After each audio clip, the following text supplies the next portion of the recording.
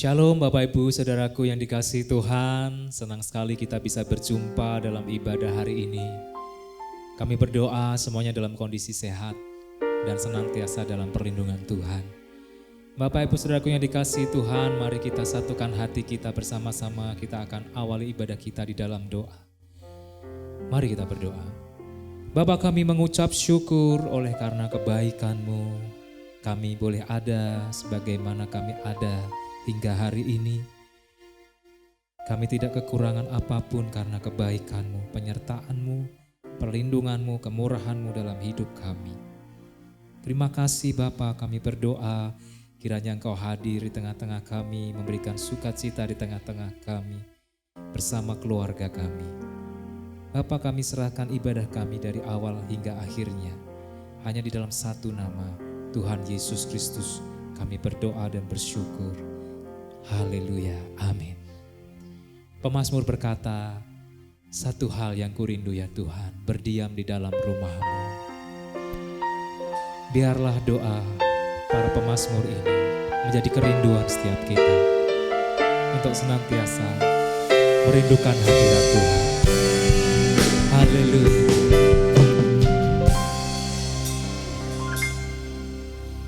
Satu hal yang ku rindu, berdiam di dalam rumah-Mu. Satu hal yang ku pinta, menikmati bait-Mu Tuhan, lebih baik satu hari di pelataran-Mu daripada 1000 hari di tempat lain.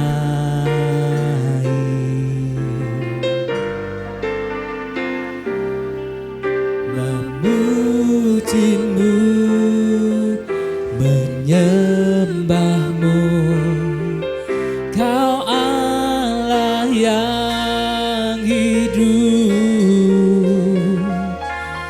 dan menikmati semua kemurahan-Mu.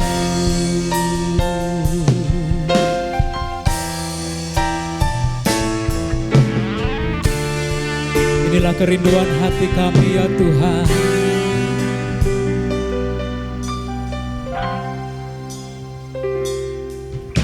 Satu hal yang ku rindu,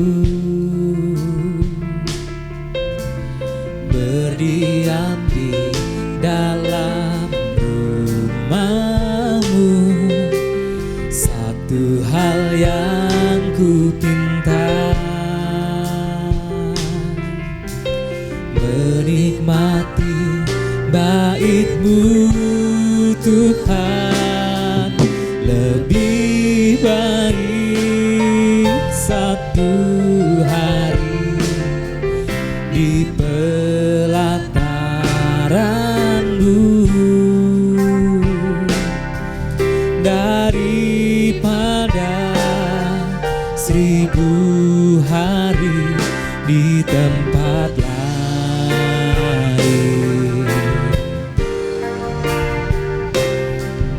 Memuji-Mu, menyembah-Mu, Kau Allah yang hidup, dan menikmati semua kemurahan-Mu, lebih baik, lebih baik satu hari di pelataran-Mu daripada 1000 hari di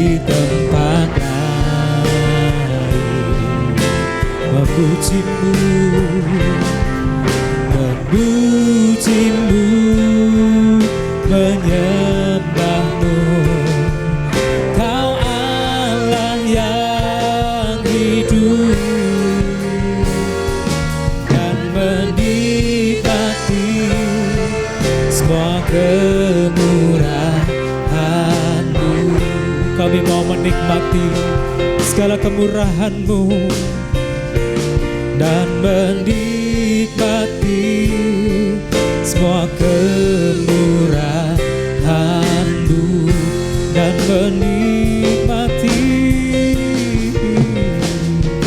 dan menikmati semua kemurahan-Mu.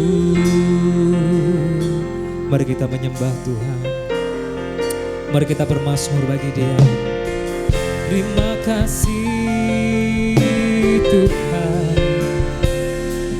kami bersyukur atas kasih-Mu. Engkau baik Tuhan dalam hidupku. Kami memuji-Mu, menyembah-Mu dengan segenap hati kami. Oh, puji syukur kami naikkan, kami tinggikan nama-Mu ya Tuhan. Haleluya.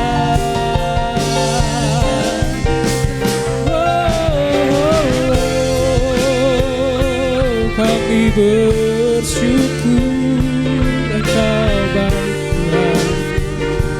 Thank you Lord, thank you Jesus. Mari jemaat Tuhan, dengan penuh kesungguhan di hadapan Tuhan katakan lebih baik satu hari.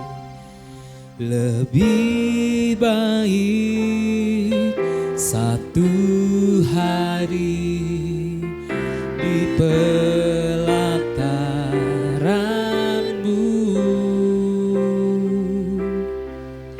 daripada 1000 hari di tempat lain.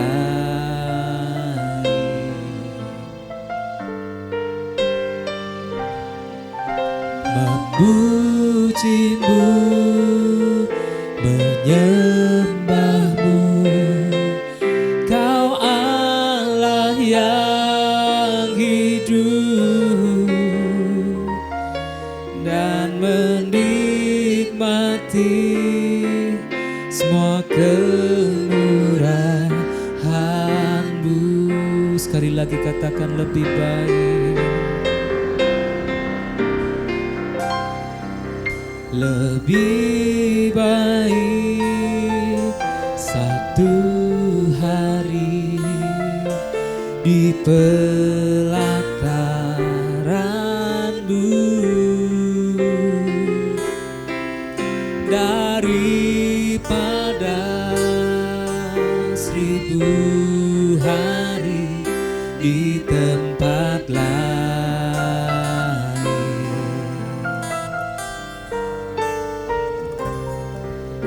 Memuji-Mu, menyembah-Mu, Kau Allah yang hidup dan menikmati semua kemurahan-Mu dan menikmati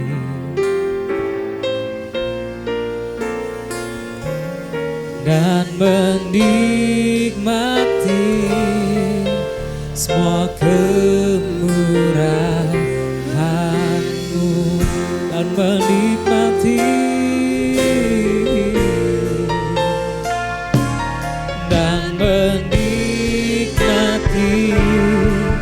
semua kemurahan-Mu. Kami menikmati hadirat-Mu Tuhan. Kami rindu memuji Engkau lebih lagi dan bersuka cita. Haleluya. Amin. Ada sukacita di hati kita. Amin Bapak Ibu Saudaraku. Kami percaya bahwa kasih Tuhan selalu baru setiap pagi. Rahmat-Nya tidak pernah berakhir dalam hidup kita.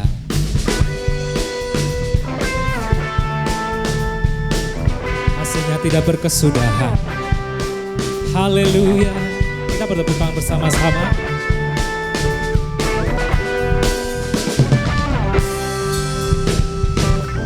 Na na na na na na na na na.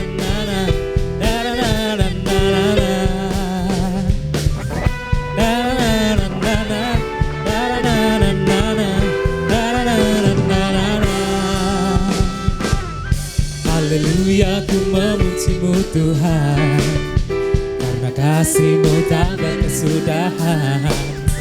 Biar yang bernafas memuji Sang Raja, di atas gunung dan di dalam samudra. Tanganku ku angkat padamu, bersyukuri rahmat yang Kau beri. Kakiku melompat bagimu, sebab rahmat-Mu baru setiap pagi. Bersyukurlah kepada Tuhan, sebab Dia baik, sebab Dia baik. Kuasanya untuk selamanya, kasih setianya, kasih setianya.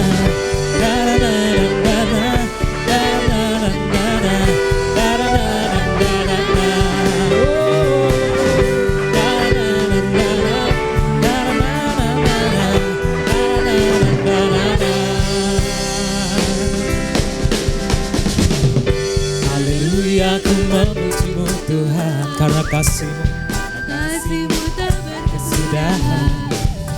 Biar yang bernafas memuji Sang Raja, di atas gunung dan di dalam samudra. Tanganku ku angkat padamu, bersyukuri rahmat yang Kau beri. Kakiku melompat bagimu, rahmat-Mu baru setiap pagi. Bersyukurlah kepada Tuhan, sebab Dia baik, sebab Dia baik. Kuasanya untuk selamanya, kasih setianya, kasih setianya. Bersyukurlah kepada Tuhan, sebab Dia baik, sebab Dia baik. Kuasanya untuk selamanya, kasih setianya, kasih setianya. Kami mau bersyukur, sebab perbuatan-Mu ajaib ya Tuhan.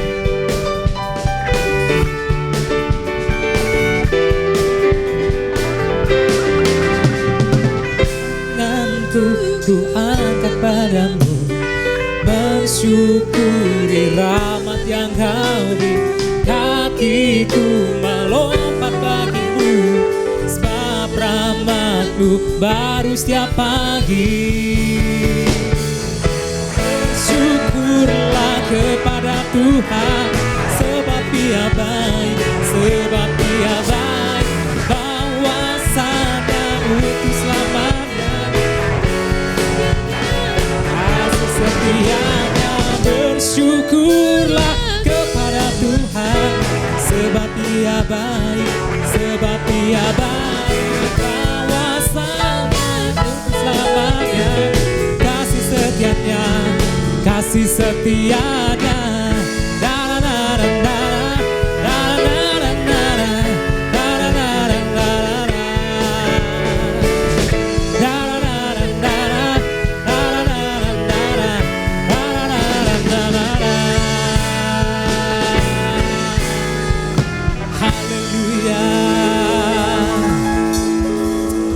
Haleluya.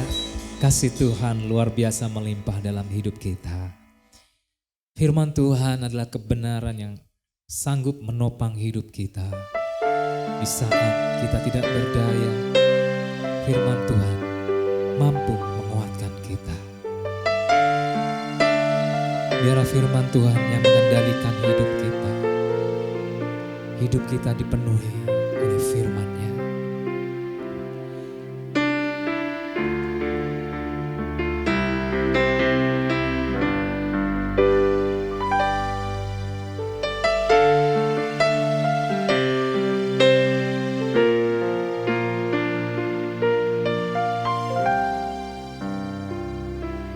Yesus, Kau kebenaran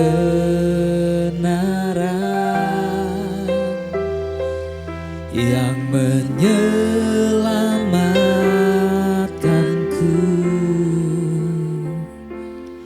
Kau memberikanku hidup dan pengharapan.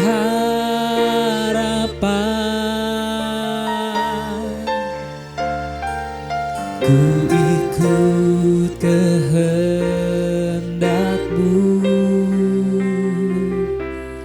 ku perlu anugerah-Mu. Ku nyatakan janji-Ku kepadamu.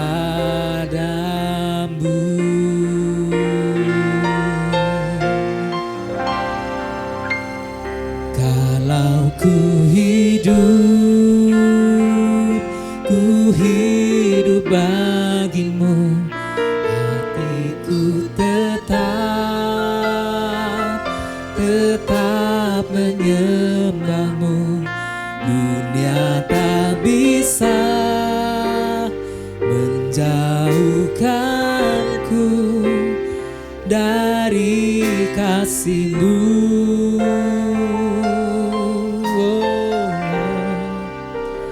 Selama ku hidup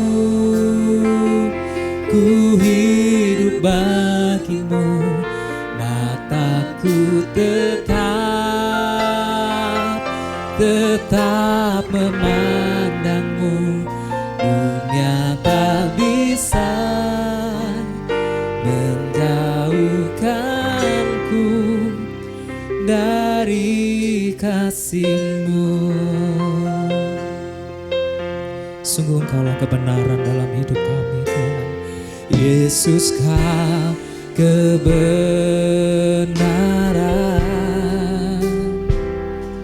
yang menyelamatkanku. Kau memberikanku hidup dan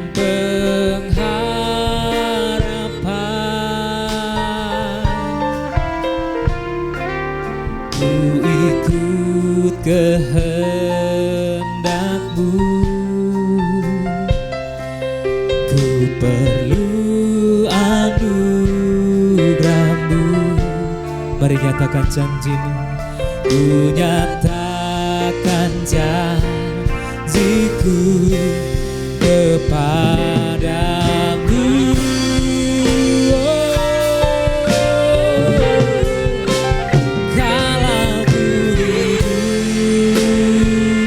Ku hidup bagi-Mu, hatiku tetap menyembah-Mu. Dunia tak bisa menjauhkanku dari kasih-Mu. Selama ku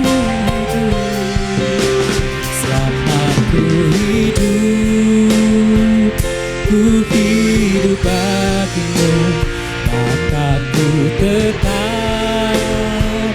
tetap memandang-Mu. Dunia tak bisa menjauhkanku dari kasih-Mu. Dunia tak bisa menjauhkanku dari kasih-Mu. Dunia tak bisa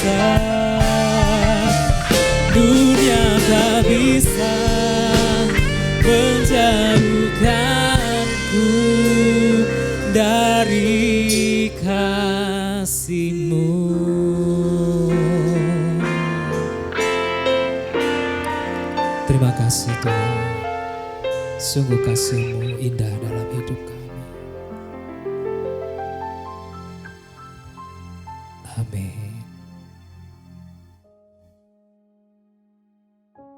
Mari kita tundukkan kepala sama-sama, kita akan berdoa mempersiapkan hati kita untuk menerima benih firman Tuhan. Bapa, kami mengucap syukur, kami berterima kasih untuk kesempatan di mana kami boleh beribadah, boleh memuji, memuliakan nama-Mu. Sekarang ada kesempatan untuk kami boleh mendengarkan sabda-Mu.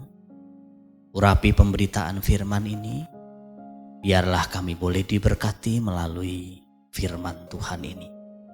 Dalam nama Tuhan Yesus Kristus kami mengucap syukur, kami berdoa. Amin. Shalom. Selamat pagi Bapak Ibu Saudaraku sekalian. Hari ini saya menyampaikan firman Tuhan lanjutan dari apa yang saya sampaikan minggu lalu tentang nasib bagi mereka yang tidak bersiap di bagian yang kedua. Firman Tuhan yang saya ambil dari cerita tentang gadis-gadis yang bodoh dan gadis-gadis yang bijaksana dalam Matius pasal 25 ayat 1 sampai ayat yang ke-13. Dua hal yang sudah kita pelajari minggu lalu dari perumpamaan tentang gadis-gadis yang bodoh dan gadis-gadis yang bijaksana ini adalah yang pertama, bahwa Tuhan menghendaki kita selalu siap sedia menyongsong hari atau saat kedatangannya.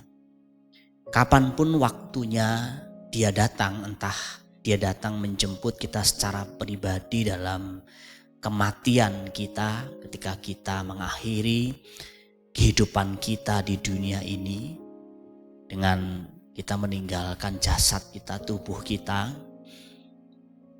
maupun kedatangannya yang kedua kali nanti di awan-awan bersama dengan para malaikatnya. Kita harus selalu mempersiapkan diri. Tuhan mau ketika Dia datang, Dia mendapati kita pertama dalam keadaan beriman. Yang kedua dalam keadaan bekerja, menyiapkan atau melakukan apa yang menjadi kehendak Bapa Surgawi. Jangan sampai ketika Dia datang, Dia mendapati kita dalam keadaan tidak beriman dan tidak mengerjakan pekerjaan Bapa. Yang kedua, kita juga belajar dari 5 gadis yang bodoh. Bagaimana gadis-gadis ini punya pelita tapi tidak punya cadangan minyak atau cadangan bahan bakar. Ini menggambarkan orang Kristen yang hanya percaya di mulut, hanya mengaku Kristus sebagai Tuhan tetapi hanya di mulut atau di pikirannya, tetapi yang tidak dibuktikan di dalam perbuatannya. Mereka ini juga orang-orang yang mungkin nampak aktif melayani Tuhan, tetapi melayani egonya, kehendaknya sendiri dan bukan melakukan kehendak Bapa di surga. Itu yang kita pelajari minggu lalu yang sedikit saya review. Dan kita perlu terus membangun persekutuan kita secara pribadi yang indah dengan Dia, karena itulah bahan bakar rohani kita. Kita harus melekat dengan Dia sebagai pokok anggur kita, karena Kristus pernah berkata, di luar aku kamu tidak bisa berbuat apa-apa. Jangan kita sombong, jangan kita pikir bahwa kita punya duit banyak, kita punya pengalaman, kita punya skill, kita punya kenalan orang hebat, sehingga seolah-olah kita merasa tidak perlu Tuhan lagi. Saudaraku sekalian, kalau kita melakukan itu maka kita mendukakan hatinya. Hal yang ketiga yang perlu kita renungkan atau perlu kita pelajari dari perumpamaan tentang gadis-gadis yang bodoh dan bijaksana ini adalah bahwa dalam hidup ini ada hal-hal yang tidak bisa dipinjam. Dari perumpamaan tentang gadis-gadis yang bodoh dan gadis-gadis yang bijaksana ini kita menemukan kebenaran penting ini. bahwa ada hal-hal tertentu dalam hidup ini yang bisa kita pinjam, tapi ada juga yang tidak bisa kita pinjam. Ya, selama kita hidup di dunia ini kita tahulah, kita bisa meminjam mungkin buku teman kita bisa meminjam kendaraannya, kita bisa pinjam uangnya, kita bisa pinjam hal-hal yang sifatnya sementara untuk kita kembalikan lagi. Mungkin juga bahkan kita bisa pinjam sepatunya, bajunya. Tetapi ada hal-hal tertentu dalam hidup ini, Bapak Ibu Saudaraku sekalian, yang tidak bisa kita pinjam. Dari pengalaman gadis-gadis yang bodoh ini, mereka pernah meminta supaya diberi sedikit minyak oleh gadis-gadis yang bijaksana itu, tetapi ditolak. Nah, demikian juga kehidupan kita bisa seperti itu, saudaraku sekalian. Apa saja kira-kira hal-hal yang tidak bisa dipinjam dari kehidupan orang lain? Tentu yang pertama berupa skill atau talenta atau karunia. Ya, kita bisa belajar dari skill mereka, dari bakat, terampilan, talenta, karunia mereka, tapi kita tidak bisa meminjam skill mereka, terampilan mereka. Pada akhirnya kita harus berjuang sendiri, berlatih sendiri, belajar sendiri supaya kita punya keterampilan sendiri, kemampuan sendiri. Biasanya anak-anak tidak menyadari hal-hal seperti ini. Mereka berpikir ya mereka masih bisa hidup.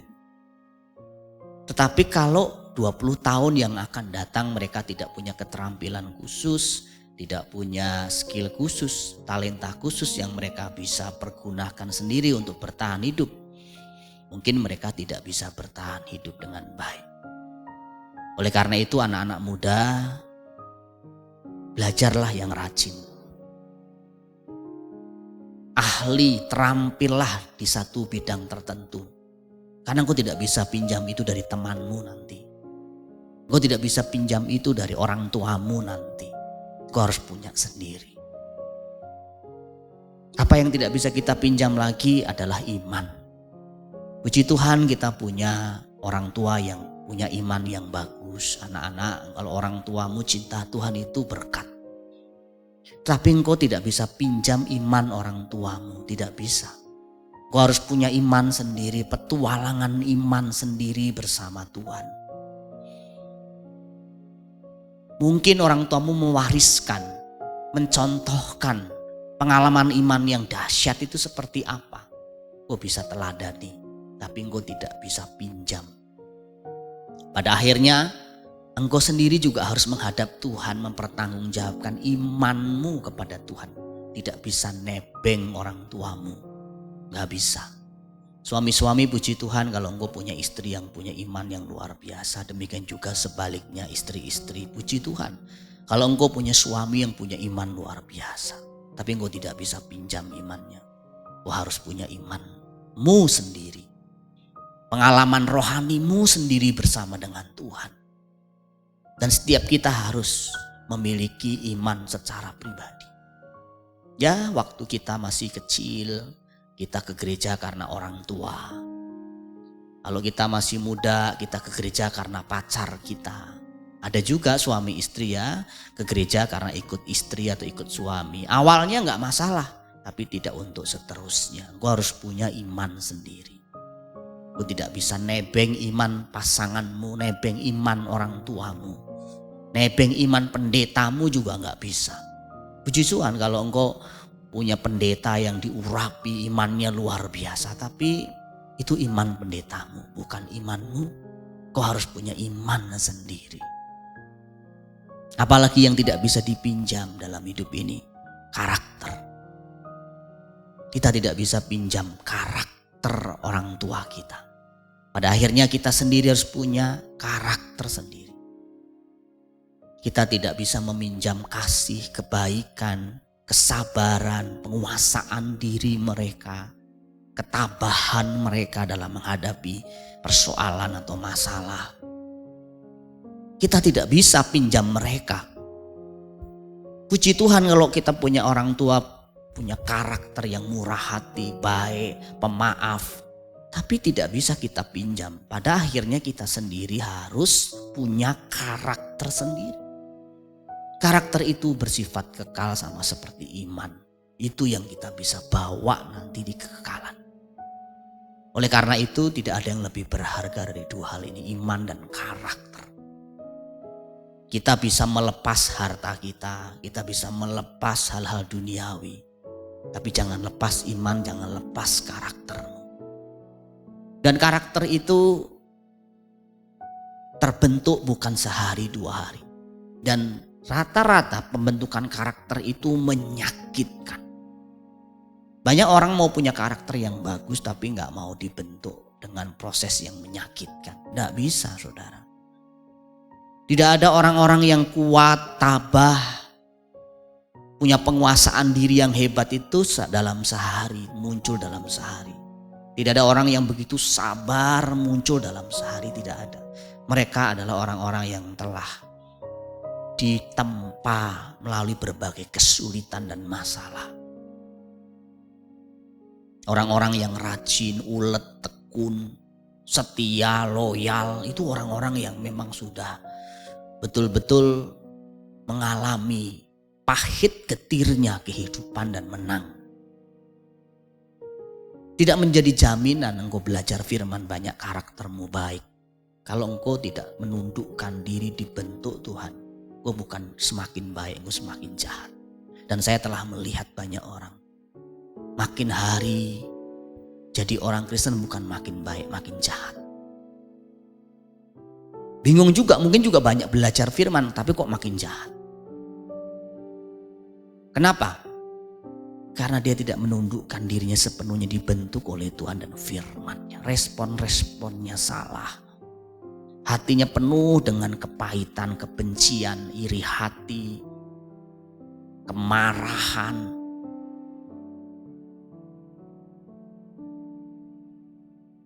Saudaraku sekalian, saya mengagumi banyak hamba-hamba Tuhan, juga orang tua saya sendiri yang punya karakter luar biasa. Walaupun secara usia rohani mungkin orang tua saya jauh di bawah saya. Tetapi secara karakter tertentu mereka itu unggul. Salah satu kelebihan orang tua saya adalah murah hati. Itu saya sangat-sangat akui dan jadi teladan dalam hidup saya. Dulu saya nggak ngerti. Tapi dalam perjalanan hidup saya mulai ngerti. Contoh. Mama saya itu kalau dulu misalnya potong ayam, ya kita makan ayam kan setahun sekali zaman itu ya Bapak Ibu. Kadang-kadang ayam kering, tahu kering itu sakit-sakitan, itu dipotong, dimakan. Motong ayam satu, ini satu gang semua dibagi saudara. Ya mungkin takut dirasani, orang Jawa bilang. Tapi sebenarnya dari situ saya belajar sesuatu untuk berbagi dalam kekurangan. Saya perhatikan mama saya dalam kekurangannya berbagi dengan orang-orang yang membutuhkan. Papa saya juga seperti itu. Papa saya seorang pemimpin yang ulet. Dia hanya sekolah mungkin kelas 1 SD tidak lulus. Tapi menghitungnya luar biasa. Kepemimpinannya luar biasa. Dia punya banyak anak buah dulu waktu kerja dan dengan hitung-hitungan yang begitu cepat. Dia bisa ngitung berapa yang harus digaji untuk anak-anak buahnya. Tekun, kerja keras. Cuman memang saya juga belajar juga sesuatu yang tidak baik yang saya tidak mau ikuti juga. Bapak saya itu terlalu kerja, terlalu capek sampai kecapean. Kemungkinan besar dia mati karena kecapean. Saya sering kali kirim uang untuk dipakai untuk makan, jalan-jalan sama eyang, sama mama. Dipakai bukan untuk jalan-jalan, bukan untuk makan ternak Bapak Ibu.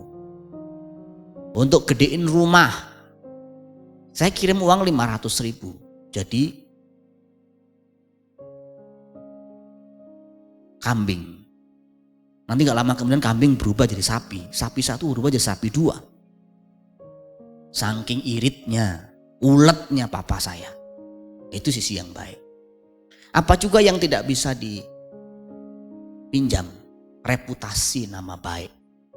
Saudara, pada akhirnya kita harus punya nama baik sendiri, reputasi sendiri. Kita gak bisa pinjem orang lain. Hidup kita ini adalah perjalanan. Dari kita awal lahir ke dunia ini sampai tutup mata. Dan saudaraku sekalian, hati-hati dengan perkataan, dengan sikap, keputusan, perbuatanmu. Karena semua itu tercatat. Bukan hanya di surga, di dunia juga. Itu yang disebut reputasi, nama baik. Alkitab mengatakan nama baik lebih berharga daripada emas. Nama baik itu penting sekali. Dan kita tidak bisa punya nama baik kalau kita tidak memiliki cara hidup yang baik. Saudara, penting sekali kita punya cara hidup yang baik. Betul, kalau orang percayakan sesuatu kepada saudara, apapun itu, lakukan dengan sungguh-sungguh. Kalau saudara pinjam uang, bayar. Kalau saudara janji, tepati. Kalau saudara diberi kepercayaan apapun, lakukan dengan penuh tanggung jawab. Jadilah orang yang bisa dipercaya dimanapun saudara berada. Karena itu bicara reputasi, itu bicara nama baik. Sekali saudara gak bisa dipercaya, waduh, sulit sekali saudara sekalian. Untuk orang mempercayakan lagi kepada saudara tanggung jawab. Saya ingatkan teman-teman yang kerja karyawan, jangan keluar masuk tempat kerja sembarangan. Itu jadi reputasimu di kemudian hari. Jangan tiap 3 bulan keluar kerja, pindah ke tempat kerja yang baru. Sampai hafal setiap 3 bulan pasti saudara keluar. Itu jadi reputasi saudara. Gak boleh begitu. Ya kalau yang sekolah, belajar yang benar. Pacaran juga pacaran yang benar kalau sudah nanti gede. Itu jadi reputasi, nama baikmu. Saudara, pertobatan Zakius itu luar biasa. Tapi membersihkan reputasinya itu mahal sekali. Orang seringkali hanya mau cerita pertobatan Zakius yang luar biasa. Tetapi satu yang sering terlupakan. Untuk membersihkan reputasi nama baiknya, pengorbanan Zakius itu luar biasa. Pertama, diganti 4 kali lipat semua orang yang pernah diperesnya. Yang kedua, separuh dari hartanya dikasih untuk orang miskin. Saya yakin itu langsung miskin dia saat itu juga.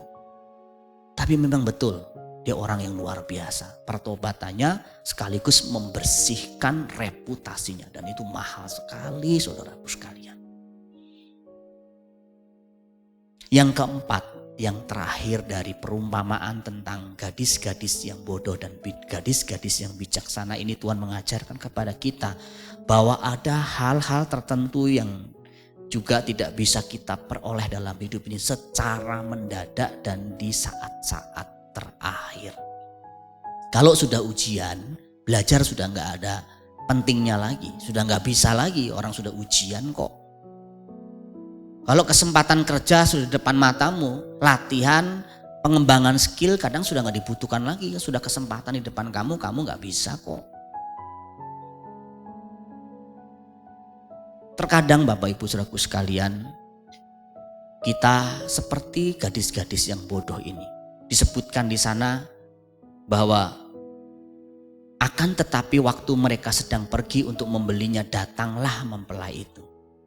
Terkadang kita seperti itu. Kita baru mau berbuat sesuatu ketika sudah di ujung tanduk. Ketika sudah sangat dibutuhkan. Terlambat Bapak Ibu. Ada seorang pendeta suatu kali dia mendoakan seorang ibu. Dan waktu didoakan ibu ini sudah, ya dokter bilang sudah tidak ada harapan. Kemudian waktu ditanya sama pendetanya, apakah ibu mau bertobat sungguh-sungguh melayani Tuhan, hidup bagi Tuhan? Ibu ini menjawab dengan air matanya, Pak Pendeta, seharusnya aku bertobat, aku melayani Tuhan bukan dalam kondisi seperti ini. Seharusnya aku tidak perlu dalam kondisi sekarat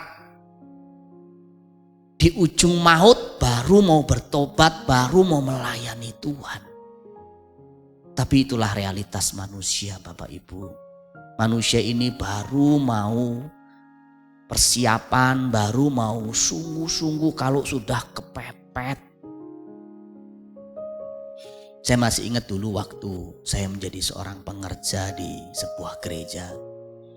Saya diajarkan oleh mentor saya, oleh dosen saya di sekolah Alkitab, ya setiap hari atau enggak minimal ya sebulan sekali itu punya satu persiapan khotbah. Jadi itu belum khotbah, baru sekolah Alkitab, tapi sudah belajar menyiapkan khotbah seminggu sampai sebulan sekali itu satu. Apa saya langsung khotbah? Enggak, Bapak Ibu. Saya masih ingat 4 atau mungkin 3 tahun kemudian seingat saya itu baru saya disuruh khotbah. Dan khotbahnya di mana Bapak Ibu?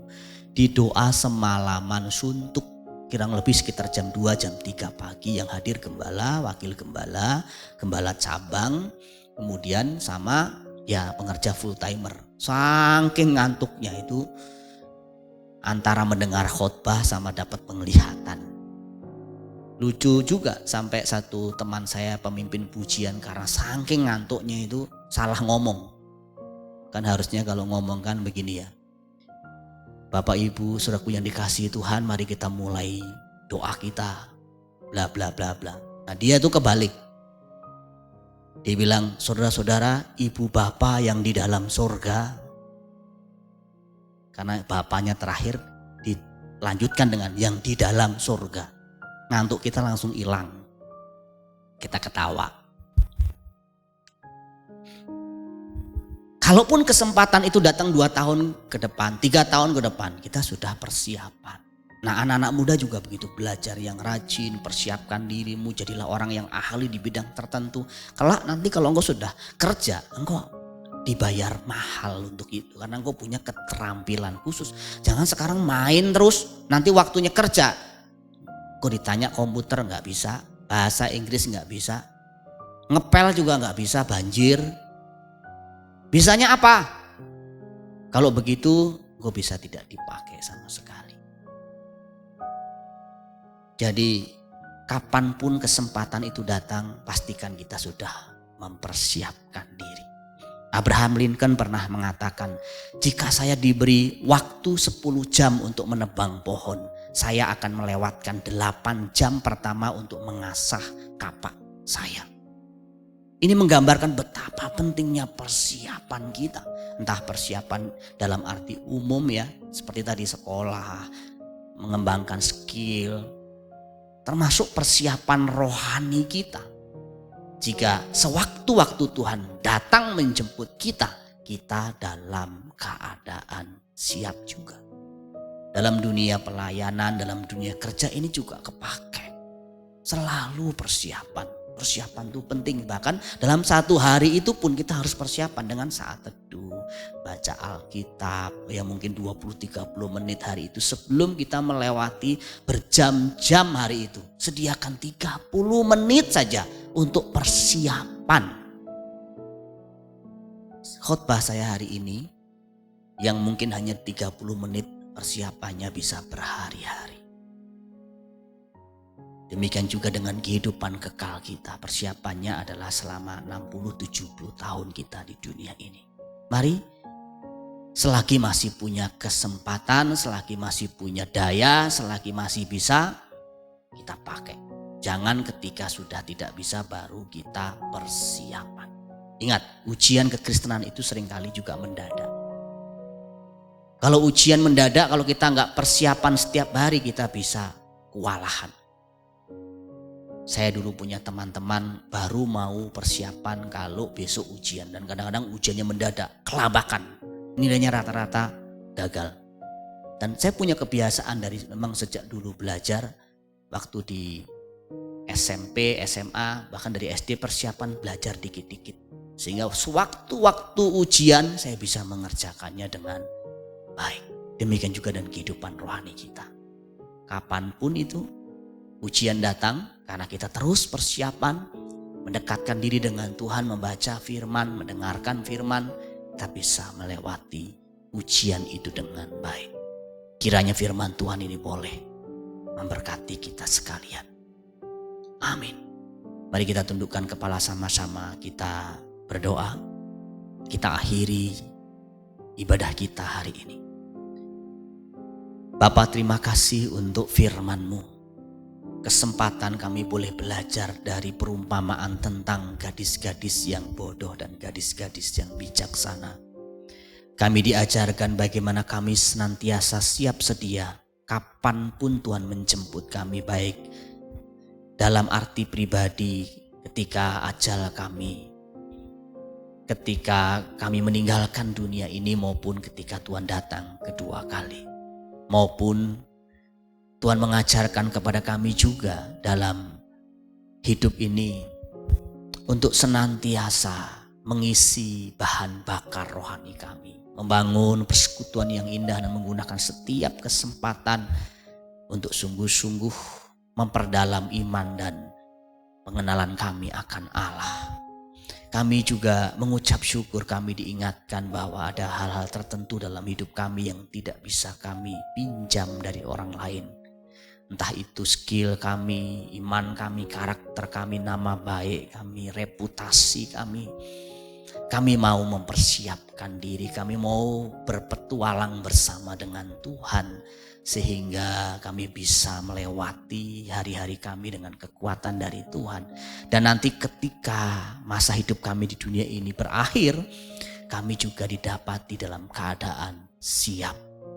Dan hari ini juga Engkau mengingatkan kepada kami, menyadarkan kepada kami bahwa dalam hidup ini ada hal-hal tertentu yang kami tidak bisa dapatkan secara mendadak, yang harus kami terus siapkan sedikit demi sedikit, terutama di wilayah-wilayah yang sifatnya jangka panjang. Iman kami, karakter kami, skill kami, dan kesempatan-kesempatan besar di depan kami, Tuhan juga nanti akan sediakan ketika kami setia mempersiapkan diri.